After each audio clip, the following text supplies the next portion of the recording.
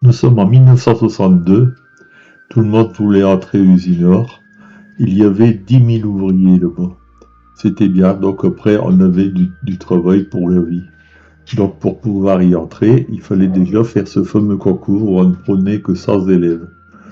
Alors bon, c'était assez compliqué, mais ça valait le coup pour ceux qui ont réussi de pouvoir y accéder. Alors ensuite, lorsque vous avez eu cet examen, vous avez ce fameux contrat d'apprentissage.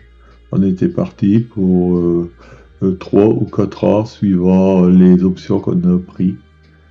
Donc première journée à l'usine, il y avait des autobus qui passaient dans chaque village pour prendre les ouvriers. Bon, debout à 6 heures quand vous avez 14 ans, c'est un peu dur, mais enfin bon, s'y fait.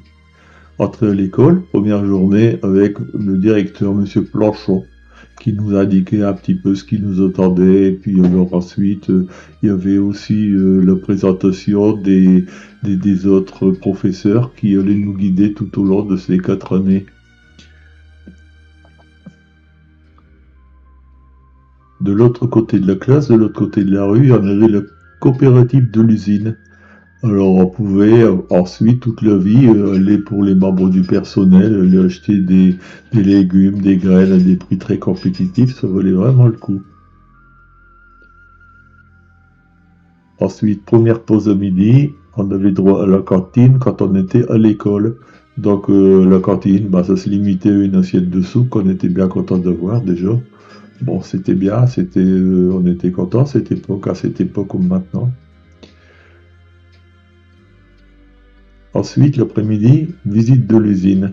Alors, fallait partir dans tous les services. Il y avait énormément de choses à voir. Les hauts fourneaux, le trabant, les aciéries, les laminoirs. On était émerveillés de voir tout ça. Bon, puis après, on savait où on aurait été dirigé par la suite, dans quel service et qu'est-ce qu'on aurait fait. Alors voilà. Bon, ça c'est la fin de mon premier épisode.